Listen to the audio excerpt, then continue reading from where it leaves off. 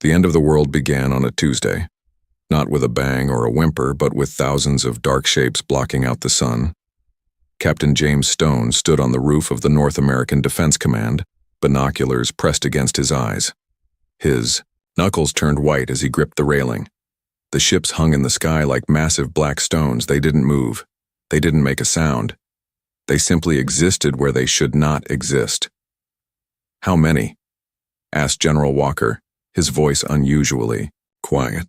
"Too many to count, sir," replied Stone, lowering the binoculars. At 42, Stone had seen his share of combat and crises, but nothing like this. His weather-beaten face showed the first signs of real fear his colleagues had ever seen. The radio on the general's belt crackled to life. "Sir, we're getting the same reports from all over the world. London, Beijing, Moscow, Johannesburg, Sydney, they're everywhere." Stone watched as a smaller craft detached from one of the massive ships. It descended toward the United Nations building in New York. The world held its breath. Dr. Emma Reed pushed through the crowd of scientists gathered around the monitors. As the head of the Defense Department's Xenobiology Division, she should have been prepared for this day. They had trained for it, planned for it, but deep down, most believed first contact would never happen in their lifetime. "It's broadcasting something," said her assistant Tom Miller, his fingers flying across the keyboard. Tom was young, barely 30, but was the best tech specialist the military had. His dark skin glistened with sweat as he worked to decode the signal. "Can you translate it?" Emma asked, brushing a strand of graying hair from her face. "I don't need to," Tom replied, looking up with wide eyes. "It's in English." The message played across every screen, every radio, every phone on Earth at exactly the same time. "People of Earth, we are the Vex. Your world is now under our protection. Resistance will be met with correction. Acceptance will be rewarded with life. You have one Earth Day to present your leaders for processing." The message repeated 3 times before silence fell again. "Processing," Emma whispered. The word sent chills down her spine. The world's governments debated for exactly 20 hours before reaching a decision.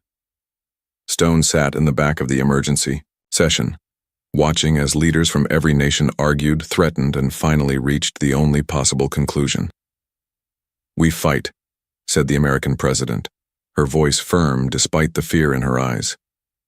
"Humanity does not surrender." Stone nodded. In grim satisfaction, he had never voted for her, but in this moment he felt a swell of pride.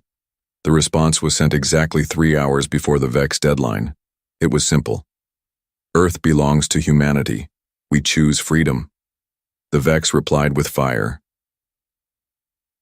The first attacks targeted military installations. Stone watched from the underground bunker as live feeds showed bases around the world going dark. There was no explosion, no dramatic battle. The Vex ships simply passed overhead, and everything electronic died. Then came the ground forces. They weren't what anyone expected.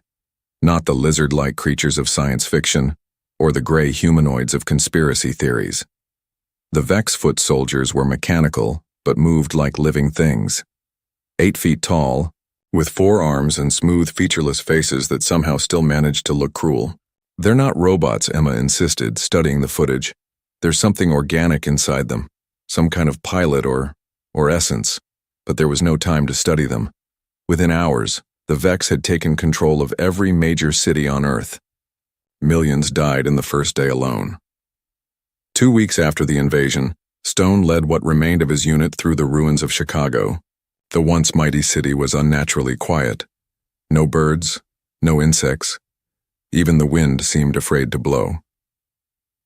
"Movement ahead," whispered Anna Frost, the former diplomat who had become one of Stone's most trusted soldiers.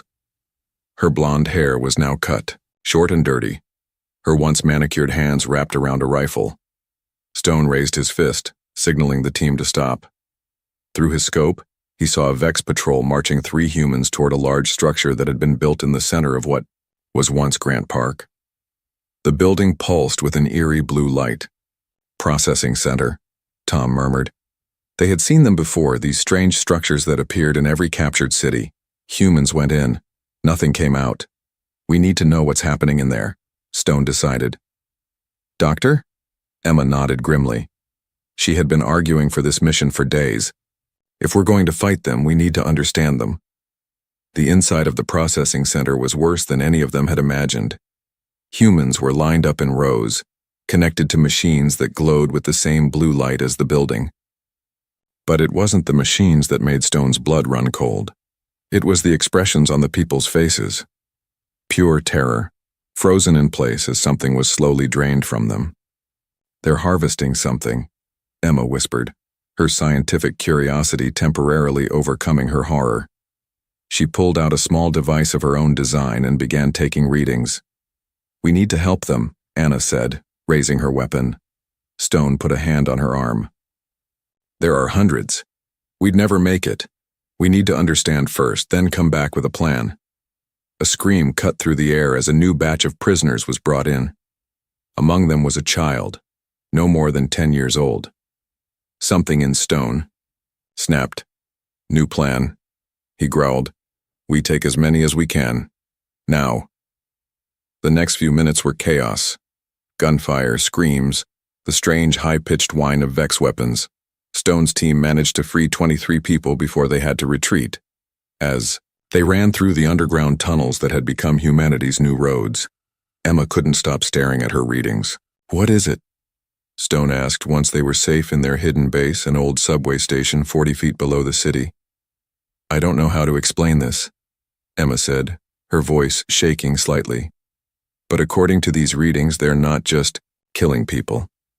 They're extracting something that my instruments can only register as neural energy. They're taking their souls? Anna asked, her face pale. I don't believe in souls, Emma replied, but something about human brainwave patterns is valuable to them, and there's something else. She pulled up another reading on her device. When the Vex tech interfaces with human neural patterns, there's a strange feedback loop that doesn't seem to happen with their other conquered species. How do you know about other species? Tom asked. Emma pointed to markings on the wall of the processing center, visible in the photos she'd taken. This isn't their first rodeo. These are tallies. Dozens of worlds, dozens of species. So what? Makes us different? Stone asked, cleaning blood from a cut on his arm. I don't know yet, Emma admitted. But I think it might be our only advantage. As the small group of survivors tended to their wounds and the rescued prisoners, none of them noticed that one of Emma's devices was still active, its readings growing stronger by the minute. None of them realized that whatever made humans unique, whatever created that strange feedback loop, was growing stronger in response to the Vex presence. Something was waking up inside humanity, something the Vex, with all their terrible power, would learn to fear. 3 months passed since the day the sky turned black with Vex ships. 3 months of hiding, fighting, and dying.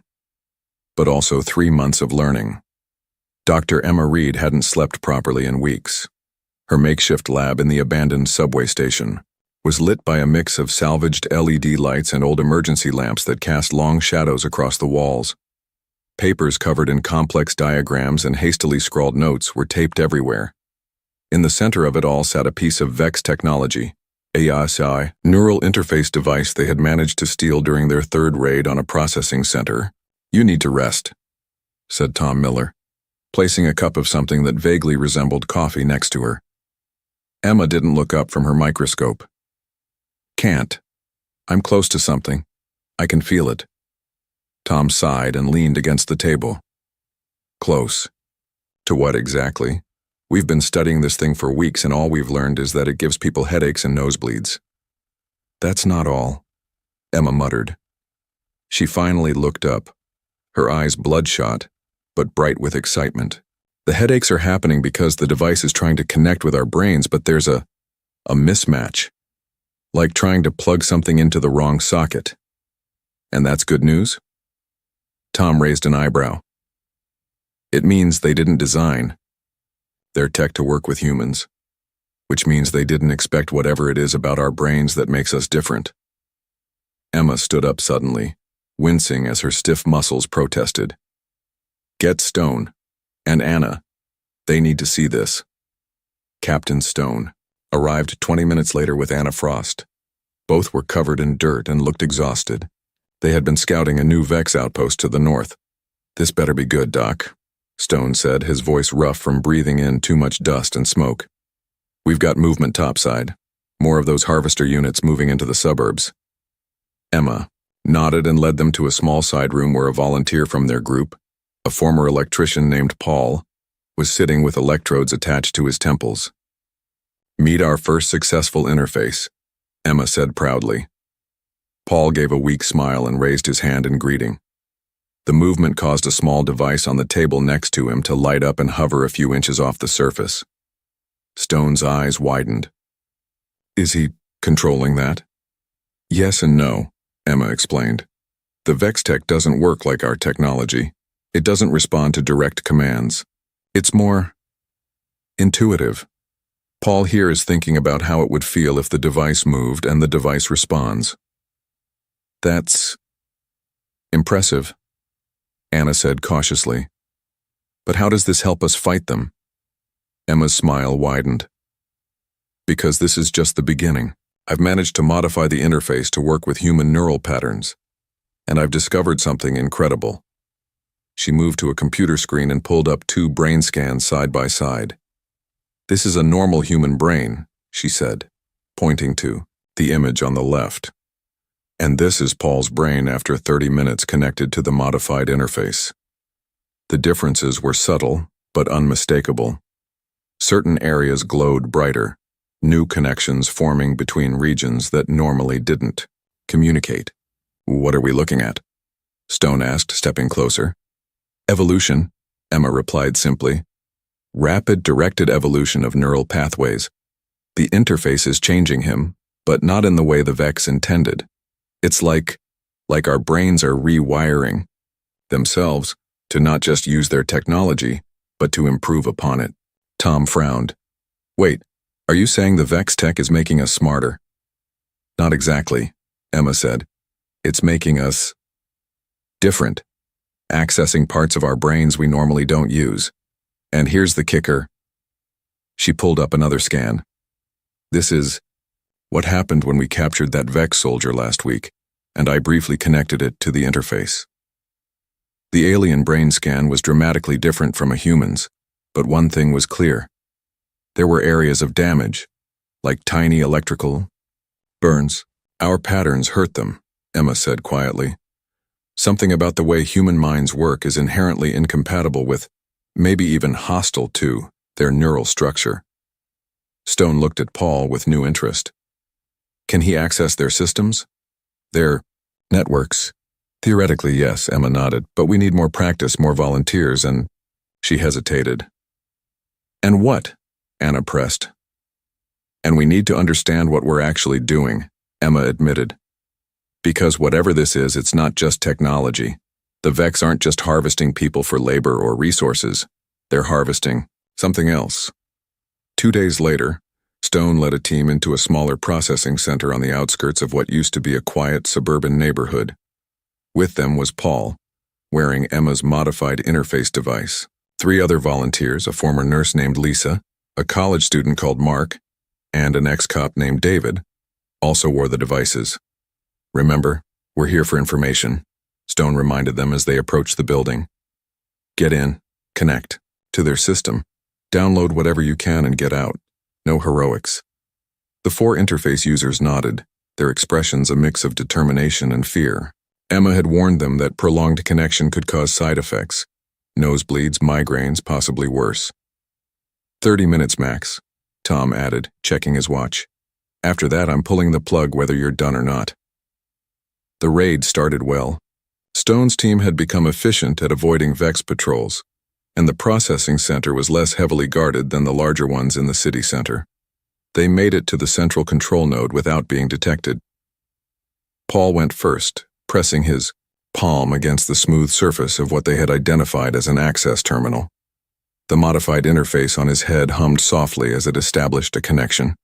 His eyes fluttered closed, then opened again, but they were different. The pupils expanded until they were almost all black. "I can see it," he whispered, his voice filled with awe. "Their network. It's beautiful. One by one, the other 3 volunteers connected. Their expressions changed from concentration to wonder to horror as they accessed the Vex system. They call it soulfire, Lisa said suddenly, her voice distant. The energy they harvest from sentient beings. It feeds something in the void. Gods, Mark whispered. They worship void gods, ancient entities that promise power in exchange for soulfire. Dozens of worlds, David added, his voice breaking. They've harvested dozens of worlds before ours. Stone exchanged worried glances with Anna and Tom. This was more than they had expected to learn, and none of it was good news. Ask about weaknesses, Stone urged. How do we fight them? The 4 volunteers were silent for a moment, seemingly searching through the vast network. Then simultaneously, all 4 began to bleed from their noses. Something's wrong, Tom said, moving forward to disconnect them. Their vital signs are spiking. Before he could reach them, Paul's eyes snapped fully open, now completely black. They fear us, he said, but his voice had changed, becoming deeper, almost echoing. Humans are different. Our minds don't just resist them. They can channel something else, something they've been running from for millennia. We need to go, Stone said urgently as alarms began to sound throughout the facility. Now! They disconnected the volunteers and retreated, fighting their way out through suddenly alert Vex guards. By the time they made it back to their hideout, Paul and the others were unconscious but still alive. Emma worked tirelessly to stabilize them, monitoring their brain activity with growing concern. What did they mean? Stone asked her later as they watched the 4 volunteers sleeping fitfully. About channeling something else? Emma shook her head, her expression troubled. I don't know, but their brain scans show even more changes now. It's like they opened a door to something. And whatever it is, I don't think it can be closed again. In his sleep, Paul smiled, his eyes moving rapidly behind closed lids as if seeing something wonderful and terrible. Around his bed, the lights flickered briefly, and for just a moment the air seemed to shimmer with an energy that hadn't been there before. The Vex had brought hell to Earth, but humanity, it seemed, had something worse waiting to be unleashed. The map spread across the old subway maintenance table showed the remains of what used to be Chicago. Red X marks indicated Vex strongholds. Blue circles marked resistance safe houses. Green stars represented successful strike points over the past 2 weeks. There were 12 green stars. Captain James Stone placed a 13th green star on the map and stepped back, allowing himself a small smile. The ammunition depot near the old museum is down. That makes 13 hits with 0 casualties on our side. Anna Frost nodded approvingly. The Vex are getting sloppy. They didn't expect resistance to last this long, let alone grow stronger. They didn't expect the interfaces, Tom Miller corrected, glancing toward the side chamber where 20 volunteers now trained daily with Dr. Reed's improved neural devices. What had started as 4 test subjects had grown into what Stone called their Special Weapons Division. Emma Reed entered the command room, looking tired but satisfied. Unlike the early prototype, her latest neural interfaces were smaller, more elegant, silver circlets that fit comfortably around the wearers' heads. No more nosebleeds, no more migraines. At least not for the humans. How are they doing? Stone asked. Better than expected, Emma replied. Paul can now disable a Vex security system from half a mile away. Lisa has learned to redirect their communication signals, and Mark can actually control their smaller units for short periods. The implications hung in the air. What had begun as desperate guerrilla attacks had evolved into something much more effective. The human resistance was no longer just surviving, they were starting to win. General Krath stood perfectly still as the human resistance destroyed another outpost. Through the eyes of his soldiers, he watched the small band of fighters move with surprising coordination. Some wielded conventional weapons, but others merely stood back, their eyes dark, their heads adorned with strange devices. These were the troubling ones, the ones who could reach into Vex systems with their minds, the ones who caused his soldiers to malfunction, to turn on each other, to simply shut down.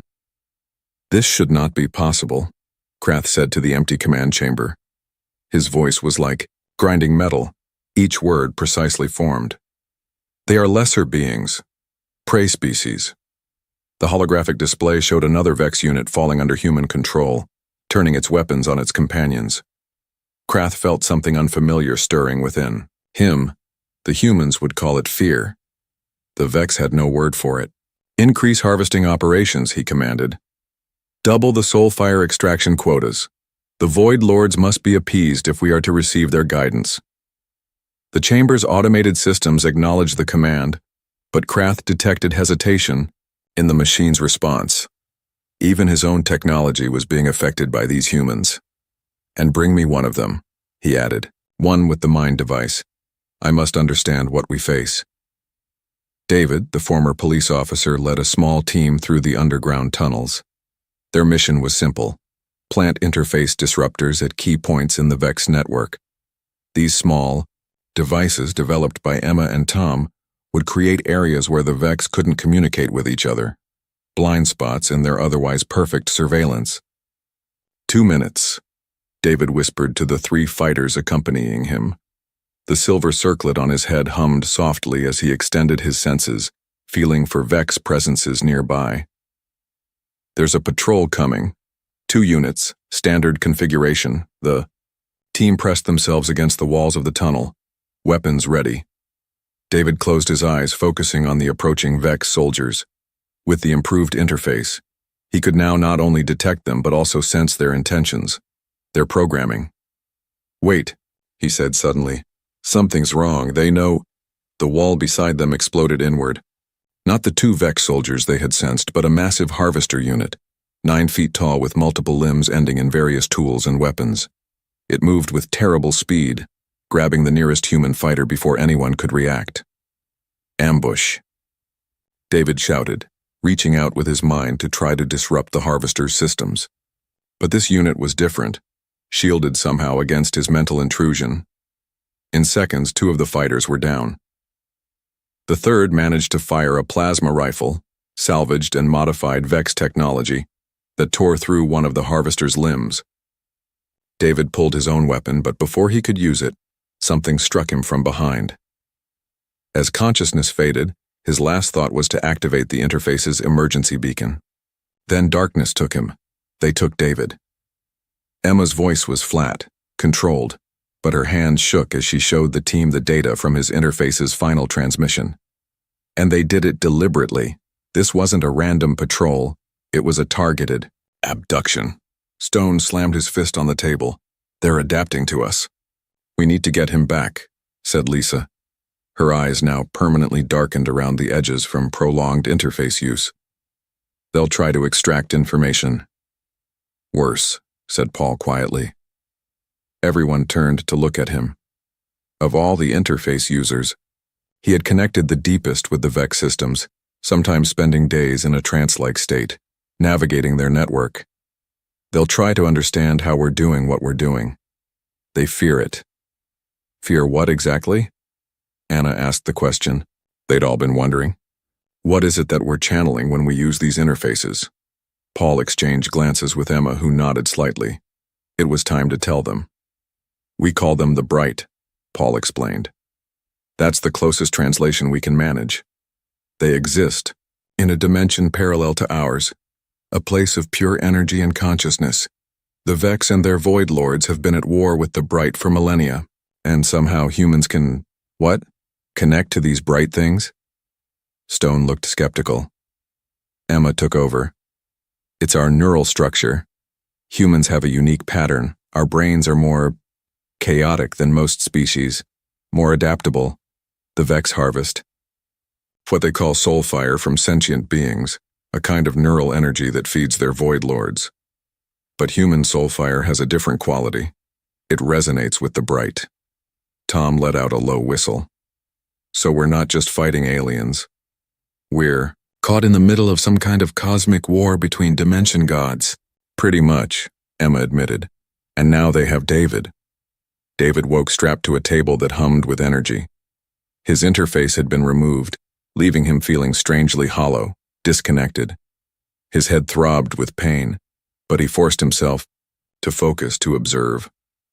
The chamber around him was unlike any Vex facility he had seen before.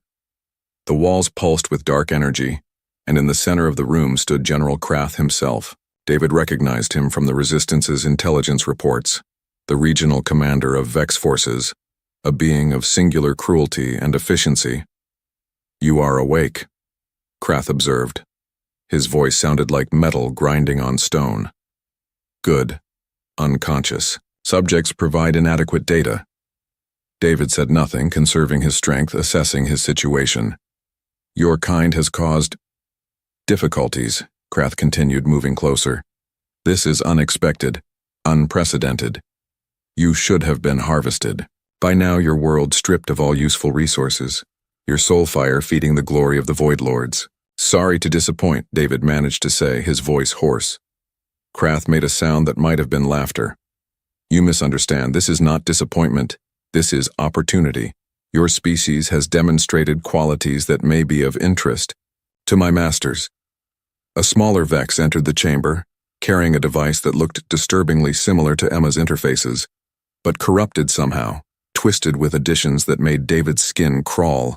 "We have studied your technology," Krath said. "Primitive, but effective. Now we will study you." The smaller Vex approached, the dark interface in its hands. David struggled against his restraints, but they held firm. As the device was placed, on his head he closed his eyes and focused on one thing, the training Paul had given all interface users for worst-case scenarios. "If you're ever captured," Paul had told them, "and they try to connect you to their tech, don't fight it. Instead, become a door. Open yourself completely." The dark interface activated, and David screamed. But not from pain. From the rush of power as he threw his mind wide open, becoming not a prisoner but a gateway. Through him, for just a moment, the Bright looked directly at General Krath, and for the first time in his long existence, the Vex commander knew true fear. Alarms blared throughout the facility as systems overloaded, as reality itself seemed to warp around the interrogation chamber, and in the heart of the Vex stronghold something began to wake up. The counterstrike had begun, but not in the way the Resistance had planned. This was something else. Something worse than anything the Vex had brought to Earth. This was humanity's true power unleashed. The rescue team moved through the ruins of what had once been downtown Chicago, their faces grim with determination. Captain Stone led the way, with Anna and Tom flanking him. Behind them came Paul, Lisa, and Mark, the three strongest interface users. All of them wore the silver circlets that connected them to both Vex technology and something else, something from beyond. "The signal's getting stronger," Lisa whispered, her eyes partly closed as she focused on the faint beacon from David's interface. "He's still alive, but there's something else, something big happening around him." The sky above them had taken on a strange quality, not quite the natural blue of Earth's atmosphere, nor the dark pollution of Vex occupation. It shimmered with occasional flashes of light, like heat lightning in impossible colors. "That's new," Anna remarked, looking up with concern. "What are they doing up there?" Paul's expression was distant, his mind partly connected to the Vex network. "It's not them. It's us. It's what David did." Stone stopped and turned to face the interface users. "Explain now." Paul took a deep breath. "When the Vex connected David to their systems, he followed the emergency protocol. He opened himself completely, became a gateway." "A gateway to what?" Tom asked, though his face suggested he already feared the answer. "To the Bright," Paul replied. "Simply. David opened a direct connection, bigger than anything we've managed before, and now the Bright are coming through." As if in response to his words, the ground trembled beneath their feet. In the distance, toward the center of the city, where the largest Vex processing center stood, a column of light shot upward into the strange sky. "We need to move," Stone ordered. "Now." General Krath had abandoned the interrogation chamber, but it was too late. The human subject, David, still lay strapped to the table, the modified interface on his head now glowing. With a light that should not exist in the physical world, around him reality itself seemed to be thinning. "Containment protocols have failed," reported a lesser Vex commander. "The breach is expanding." Krath moved through the corridors of his command center, his mechanical body operating at peak efficiency, despite the chaos around him. Vex soldiers scrambled to defensive positions as systems failed all around them. For the first time in the invasion, they were not the predators. They were prey. The Void Lords must be informed, Krath decided. This development exceeds standard operational parameters. He reached the central chamber of the processing center, where the harvested soulfire was collected and channeled. The massive container glowed with blue-black energy, the accumulated neural patterns of thousands of human victims. Krath connected directly to the container, preparing to send an emergency transmission to his masters in the void. But as his consciousness touched the harvested energy, he recoiled in shock. The human soulfire had changed. It was no longer the docile energy source they had been collecting. It had become active, aware, and it reached back toward him with terrible purpose. For the first time, Krath knew what the humans called fear. The rescue team fought their way through increasingly disorganized Vex patrols. Something was wrong with the alien soldiers. They moved erratically, sometimes attacking each other, sometimes simply shutting down mid-stride. "Their network is collapsing," Mark explained as they ran. "Whatever David did, it's spreading through their entire system." They reached the outer perimeter of the main processing center. The massive structure now pulsed with competing energies, the familiar blue-black of Vex technology and a new white-gold radiance that seemed to be eating away at the building from within. "There," Lisa pointed. "10th floor. That's where David." Coey Stone assessed the situation. The main entrance was heavily guarded despite the chaos. "We need a distraction." "We can do better than that," Paul said quietly. The three interface users looked at each other, some unspoken communication passing between them. "We can open more doors." Before Stone could ask what he meant, the three of them sat down in a small circle, their interfaces humming as they joined. Hands. Their eyes closed, then opened again, now glowing with the same white-gold light that emanated from parts of the building. "What are you doing?" Anna asked, her voice tight with concern.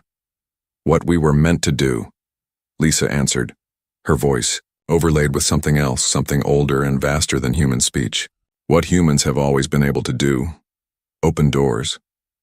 The air around them began to shimmer, reality bending slightly as if seen through heat waves. Then the world tore.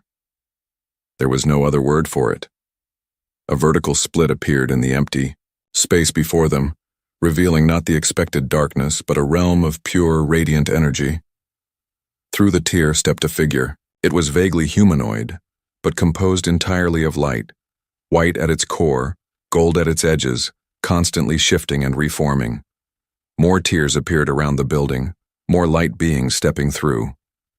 "What are they?" Stone whispered, his hand instinctively going to his weapon. "The Bright," Mark replied, his voice also changed, resonating with power. "The enemies of the Void Lords, the balance to the darkness the Vex serve, and now, our allies." The light beings moved toward the Vex guards, who fired their weapons in desperation. The energy blasts passed harmlessly through the luminous forms. When the Bright reached the Vex, they simply merged with them. The alien soldiers convulsed, light pouring from every joint in their mechanical bodies before collapsing. "Now we can get to David," Paul said, standing up shakily. The three interface users looked drained but determined. "The path is clear." David was no longer fully human when they found him. The modified Vex interface had partially merged with his head, tendrils of alien technology extending into his skull. But his eyes, when they opened, were clear and aware. "You came," he said simply as Stone cut through his restraints. "Of course we did," Stone replied. "Can you walk?" David sat up slowly. "I don't know if walking matters anymore. Things have changed. I've changed." Around them, the building shuddered as battles raged throughout its structure. The Bright moved through walls as if they weren't there, hunting down Vex soldiers and commanders. The processing chambers were being systematically destroyed, the harvested soul fire released back into the atmosphere. "We need to find Krath," David said suddenly. "He's trying to contact the Void Lords. If he succeeds, they'll come through. And that would be bad." Tom helped David to his feet. "Worse than what's happening now?" David's modified interface pulsed with light. "Much worse. The Bright are powerful, but they're just advanced scouts.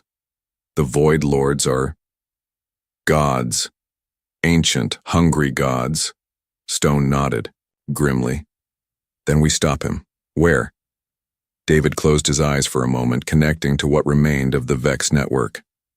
"Central chamber, top floor. But we need to hurry. He's already started the summoning." They found Krath in a massive circular room dominated by a swirling portal of darkness. Unlike the clean tears through which the Bright had entered, this was a jagged wound in reality, leaking shadows that seemed to consume the light around them. The Vex general stood before it, his mechanical body transformed. Parts of him glowed with the same light as the Bright, while others had become even darker, absorbing all illumination. He was caught between two forces being torn apart by their conflict. "You are too late," Krath said as they entered, his voice, now a discordant mixture of tones. "The void beckons, my masters come." Through the dark portal, something massive began to take shape, a being of such profound wrongness that looking at it caused physical pain. "We can't fight that," Anna whispered, raising her weapon anyway. "We don't have to fight it," David said, stepping forward. The modified interface on his head now glowed brightly enough to illuminate the entire chamber. "We just need to close the door." He looked back at his friends, a sad smile on his face. "And sometimes, to close a door, you have to sacrifice the key." Before anyone could stop him, David ran toward the portal. Krath moved to intercept him, but Paul, Lisa, and Mark raised their hands in unison, their interfaces flaring. The Vex general froze in place, caught in their combined mental grip. "David!" "No!" Stone shouted, but it was too late. David leaped into the portal, directly at the forming shape of the Void Lord. As he made contact, the modified interface on his head exploded with light. The darkness recoiled, the portal beginning to collapse in on itself. "Channel the Bright." David's voice echoed from within the shrinking darkness. "All of you, now." The three interface users joined hands again, their minds reaching out not just to each other, but to all the light beings that had entered the world. Throughout the building, throughout the city, the Bright turned their attention to the portal. Light met darkness in a collision that shouldn't have been possible in the physical world. The portal shrunk further, the massive shape within it retreating, pulled back by David's sacrifice. With a final flash that temporarily blinded everyone in the room, the portal closed. Where it had been, a small pulsing spot of perfect balance remained, neither light nor dark, but something in between. As vision returned, Stone saw Krath lying on the floor, his mechanical body now inert. The general had not survived being the battlefield between such cosmic forces. "David?"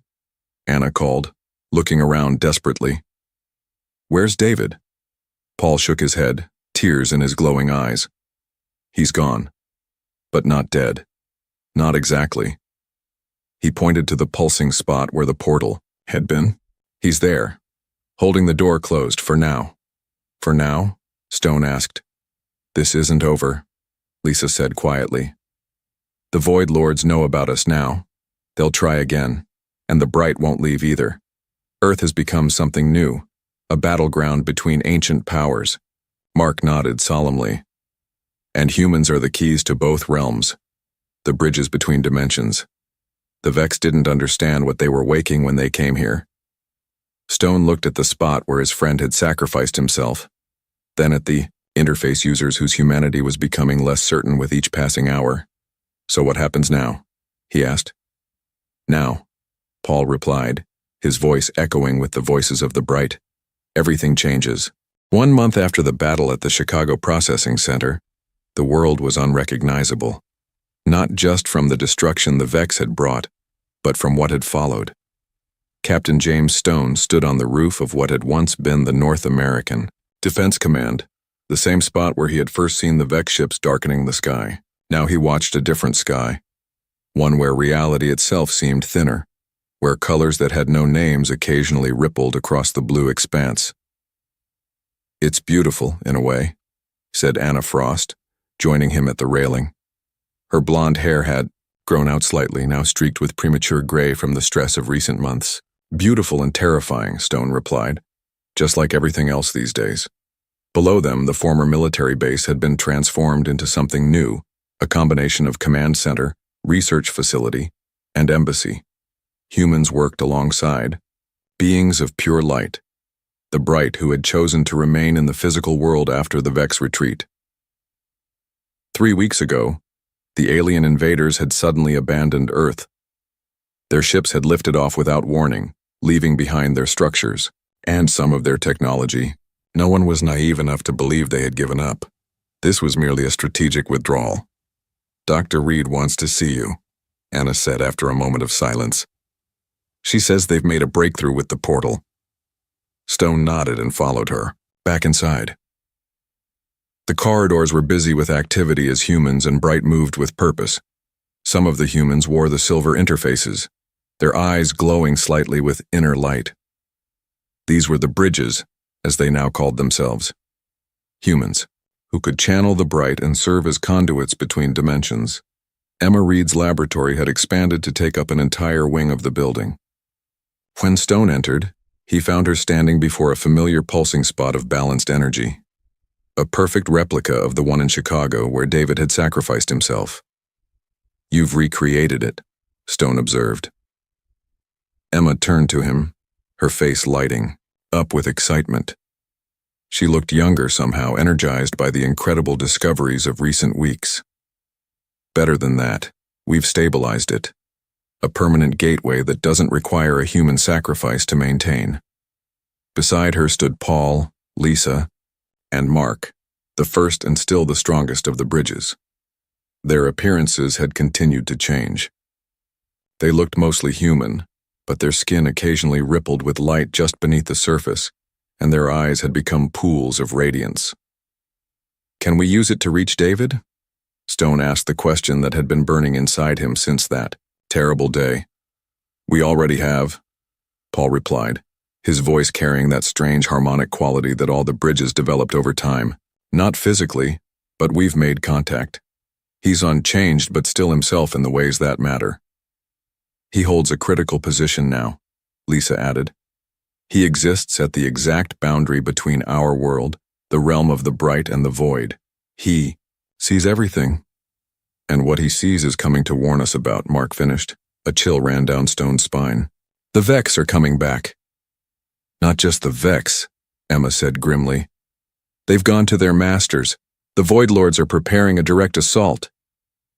"How long do we have?" "A few months, maybe less," Paul replied. "But we won't face them alone."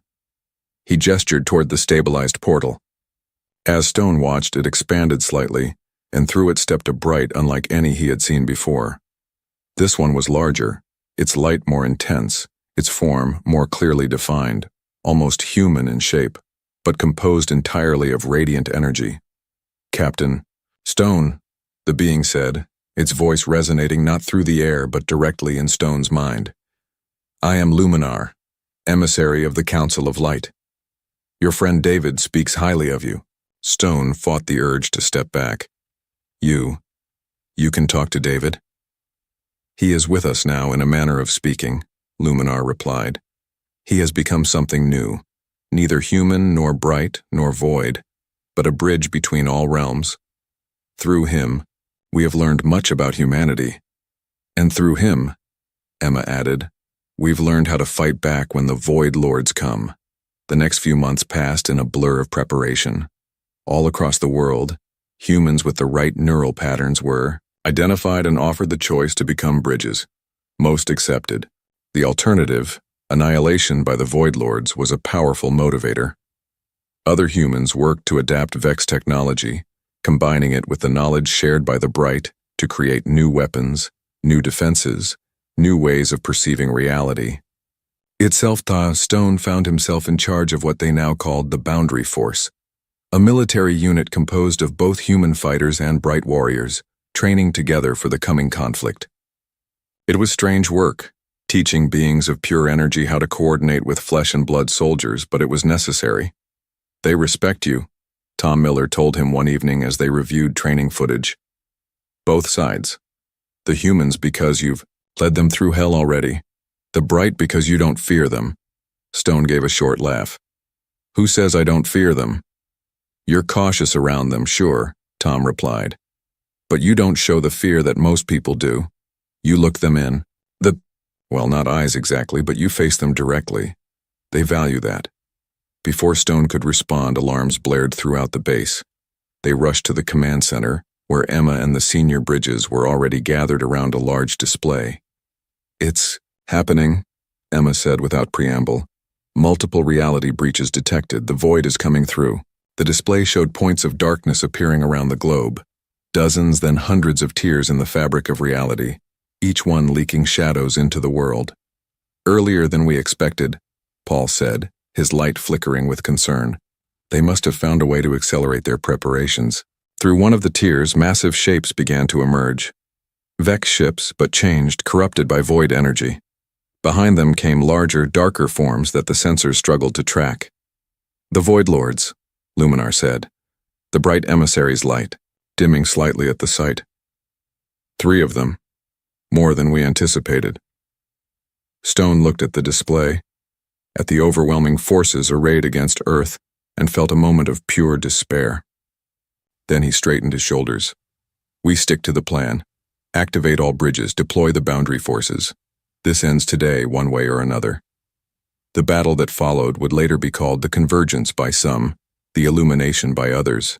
It was fought not just with conventional weapons or even Vex technology, but with reality itself as the battlefield. Stone led a strike team to what had once been the Vex Command Center in Chicago, where the original portal still pulsed with balanced energy. According to the intelligence provided by David through the Bright, this spot had become a nexus, a point where all dimensions touched most closely. "If we can amplify the portal," Emma had explained, "we can create a reset point, a place where the rules of reality can be rewritten." It sounded like madness, but so did everything else these days. The strike team fought their way through waves of void-corrupted Vex soldiers.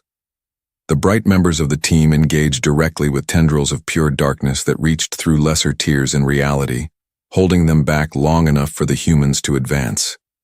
Stone, Emma, and the 3 original Bridges finally reached the portal chamber. It looked much as it had when David had sacrificed himself, except now the pulsing spot had grown, becoming a perfect sphere of neither light nor darkness. "David?" Stone called out, unsure if his friend could hear him. "We're here." The sphere rippled, and for just a moment Stone thought he saw a face within it. David's face, but transformed, transcended. "He hears you," Paul confirmed.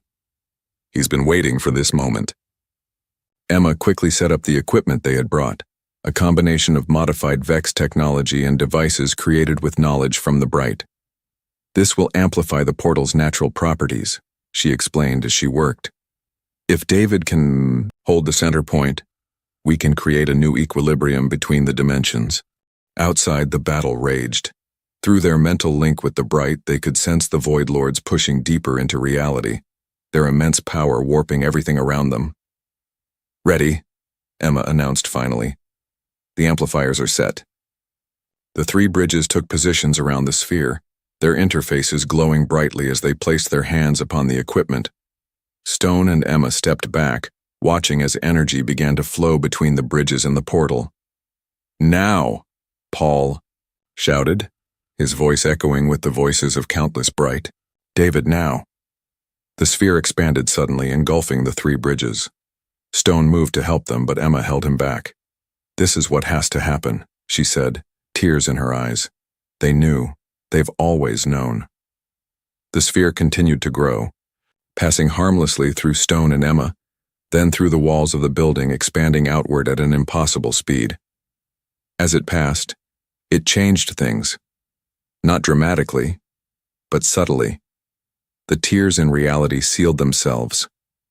The corruption of the void receded. Through the mental link that all humans now seemed to share at some level, Stone could sense the Void Lords screaming in rage as they were pushed back, forced to retreat from a reality that suddenly refused to accommodate their existence. When the sphere had expanded to encompass the entire planet, there was a moment of perfect stillness. Then, softly at first but building rapidly, a sound like a crystal bell ringing filled the air. The sphere began to shrink again, condensing not back to its original size but into something new. Where the four bridges, David, Paul, Lisa, and Mark, had been, there now stood a single entity. It looked human in form, but its substance was something else entirely. A perfect balance of light and darkness, constantly flowing and shifting but never tipping toward either extreme. What are you?" Stone asked, his voice barely a whisper. The being smiled with four familiar faces somehow overlaid into one. "We are the fulcrum," it said with a voice that was both one and many. "The balance point. Neither bright nor void, but something new, something that can exist only because of what humans are. The perfect bridges between extremes." Emma stepped forward cautiously. "Our friends, are they still?" "We are still ourselves," the fulcrum assured her, "but we are also more. And through us, reality has been adjusted. The Void Lords cannot enter this world directly now. The bright must follow certain rules to maintain their presence here. And humans." It paused, looking at Stone and Emma with eyes that held the wisdom of multiple dimensions. "Humans will become what they were always meant to be. Mediators, bridges, the species that stands at the center of all things." Stone felt a weight lift from his shoulders, the burden of fighting an impossible war suddenly replaced by something else. A purpose, a future. "So it's over? We won?" The fulcrum's smile turned sad. "The immediate threat is over. But this isn't an ending, James. It's a beginning. Everything changes from this moment. Earth is now the Nexus world, the center of a new reality where dimensions meet and balance each other. There will be challenges, adjustments, new threats, and new allies. But we'll face them together," Emma said firmly. "Yes," the fulcrum agreed. "Together. That is humanity's greatest strength, the ability to stand between extremes, to adapt, to change, to embrace both light and darkness without being consumed by either." As the fulcrum spoke, Stone became aware of changes happening across the planet. The strange sky was settling into something new, still Earth's familiar blue, but now occasionally shimmering with hints of other realities just beyond perception. The remaining Vex structures were transforming, their alien geometry softening into something that could serve as conduits between dimensions rather than harvesting centers. And most importantly, he could feel humanity changing. Not physically, but mentally, spiritually. The barriers between minds were becoming more permeable, allowing for a level of understanding and empathy that had never existed before, while still preserving the individual identity that made each person unique. The Vex had brought hell to Earth. Humanity had responded with something worse, at least from the perspective of the invaders. They had brought change, adaptation, evolution, the very qualities that the Void Lords and their servants feared most. "So what happens now?" Stone asked, echoing the question he had asked a month ago when everything seemed darkest. The fulcrum gestured to the world outside, a world transformed, a world reborn.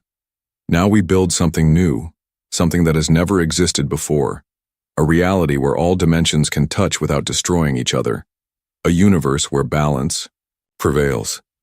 "Everything changes," Emma said softly, understanding dawning in her eyes. "Everything already has," the fulcrum replied. "And it will keep changing. That's what makes it beautiful." Stone looked out at the new world, still familiar enough to be home, yet transformed into something greater than it had been before. The Vex had brought hell, thinking to conquer and consume.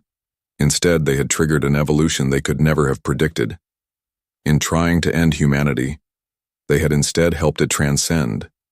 And now, everything had changed. Forever. The vast emptiness of space stretched out before the Galactic Alliance exploration vessel, Horizon Seeker.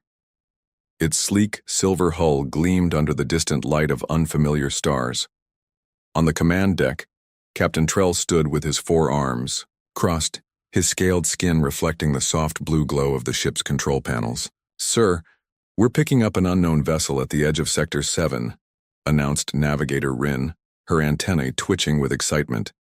"It appears to be adrift." Captain Trell moved to the main view screen, his large yellow eyes narrowing as the image of a dark, strange-looking ship came into focus. It was unlike any design in the Alliance database, all harsh angles and reinforced plating, as if built to withstand extreme conditions. "Run a full scan," ordered Trell, "and prepare a boarding, team. I want to know where this ship came from and what happened to its crew." The scan results came back minutes later, causing a ripple of unease among the bridge crew. "Sir," reported Science Officer Dax, his voice trembling slightly. "The ship's design suggests it originated from the system we've classified as Death, World 115. A hush fell over the bridge. Death worlds were planets with conditions so extreme that they were considered uninhabitable by any intelligent life. Class 115 was among the worst, a planet of crushing gravity, extreme temperature variations, aggressive predators, and deadly microorganisms. "That's impossible," Trell said firmly. "Nothing intelligent could evolve in those conditions, let alone develop space travel." "The evidence suggests otherwise, Captain," Dax replied, displaying the scan data. "The hull is designed to withstand impacts and radiation levels far beyond what any Alliance species could endure. The internal atmosphere contains elements toxic to most sentient species." Trell hesitated only briefly. "Prepare environmental suits with maximum protection. I'll lead the boarding party myself." 4 hours later, Trell led a team of 5 specialists through the airlock and into the abandoned vessel. Their suits, the most advanced protection the Alliance could provide, felt bulky and restrictive. The internal lighting of the strange ship was dim, with occasional flickers suggesting damaged systems. "The air composition would be lethal to us," noted Medical Officer Vin, checking his scanner. "High oxygen levels, nitrogen, and traces of carbon dioxide. And the gravity, it's nearly twice what we're used to. What kind of beings could live in these conditions?" whispered Engineer Lobb, struggling slightly under the increased gravity. They moved deeper into the ship, discovering corridors designed for bipedal creatures of approximately their size. The technology was both familiar and alien, recognizable in purpose but built with materials and designs unlike anything in the Alliance database. In what appeared to be the ship's control center, they found the first signs of what had happened. Scorch marks lined the walls and several control panels were smashed. "Signs of a struggle," observed Security Officer Pell, her hand resting on her weapon, "or some kind of accident." Science Officer Dax activated what appeared to be the ship's log terminal. Strange symbols appeared on the screen. "I can't decipher this language," he admitted, "but I can access some of the navigational data. This ship definitely came from Death World 115, which the inhabitants appear to call Earth." The team exchanged nervous glances through their helmet visors. "Keep searching," ordered Trell. "I want to know what happened here, and whether whatever caused this could pose a threat to Alliance space." As they continued exploring, Engineer Lobb discovered a sealed laboratory section. "Captain, you need to see this," he called out, his voice filled with wonder and fear. Inside the lab, contained within a now damaged energy field, was a device unlike anything they had seen before. It pulsed with a strange energy that their scanners could barely register. "This technology isn't from Death World 115, Dax said after running several scans. "It's far more advanced. I believe these Earth creatures found something ancient and were studying it. And it got loose," Pell added grimly, pointing to deep gouges in the metal floor, scratches that led to a damaged escape pod bay. Suddenly, the ship's emergency systems blared to life, startling the boarding party. Red lights flashed throughout. "The corridors. What's happening?" demanded Trell. "Another ship is approaching," came the urgent voice of Navigator Rin from the Horizon Seeker. "It appeared out of nowhere, some kind of advanced propulsion system we couldn't detect until it was already close." Back to our ship now, ordered Trell. But before they could reach the airlock, the entire vessel shuddered. We're being locked. In a tractor beam, reported Lob, checking his scanner. The approaching ship it's from the same place. Another Deathworld 115 vessel. Trell made a quick decision. Hold position. Let's see what we're dealing with. They waited tensely as the sound of the airlock cycling echoed through the abandoned ship. Moments later, they heard footsteps, lighter than expected given the high gravity these beings would be accustomed to. Around the corner came three bipedal creatures in sleek, form-fitting suits that were far less bulky than the Alliance team's environmental protection. Their faces were visible behind clear helmets, pink-beige skin, forward-facing eyes, and small ears pressed against the sides of their heads. They moved with surprising grace despite the artificial gravity. The lead figure stepped forward, raising an empty hand in what seemed to be a peaceful gesture. "Hello," the creature said, its voice translated through some unseen technology. "I'm Captain Jack of the Earth exploration vessel Pathfinder. I see you've found our missing research ship." The Alliance team stood frozen in shock. Not only had they encountered beings from a death world, but these creatures were speaking, to them calmly, as if meeting alien species was an everyday occurrence. You're from Earth? Deathworld 115? Stammered Trell. The human, for that was what these creatures called themselves, tilted his head in confusion. "Deathworld? Is that what you call our home?" Captain Jack seemed amused. "We just call at Earth. And yes, we've been looking for this vessel for 3 weeks now. Lost contact after they reported finding something of interest in this sector." Trell struggled to process this information. These humans moved and spoke as if the conditions that would kill most Alliance species were perfectly normal. They didn't even seem bothered by the gravity or atmosphere. "We mean no harm," Trell said carefully. "We discovered this vessel adrift and came to investigate." Captain Jack nodded. "We appreciate the concern, but I'm afraid you may have walked into something dangerous. This ship was researching an artifact we discovered, something very old and very powerful, and based on their last transmission, whatever they found got loose." As if to emphasize his point, a deep rumble shook the abandoned vessel. "That's not good," muttered one of the other humans, a stocky male who introduced himself as Engineer Rick. "Power core's becoming unstable." Captain Jack turned to Trell. "I suggest we continue this conversation somewhere safer. Our ship or yours, though I should warn you, our environmental conditions might be uncomfortable for your species." Trell looked at these strange beings, creatures from a world that should have been impossible to survive on, let alone evolve intelligence, and made his decision. "You're welcome aboard the Horizon Seeker. We have chambers that can be adjusted to various atmospheric conditions." Jack smiled, a gesture that somehow translated across species barriers. "Excellent, because we have a lot to discuss about what was on this ship, and where it might have gone." As they headed toward the airlock, Trell couldn't help but notice how confidently the humans moved, how unbothered they seemed by the situation. It was then he realized that the galaxy had just become a much more complicated place, because if these humans could evolve on a death world and reach the stars, what else about the universe had the Alliance misunderstood? Aboard the Horizon Seeker, Captain Trell watched with fascination as the three humans removed their helmets. Despite warnings from Medical Officer Vin about possible contamination, the humans insisted they carried no harmful pathogens. The Alliance crew kept a cautious distance nonetheless. "Our medical technology took care of disease threats centuries ago," explained Captain Jack, running a hand through his short brown hair. "We understand your concerns, though. First contact protocols are tricky."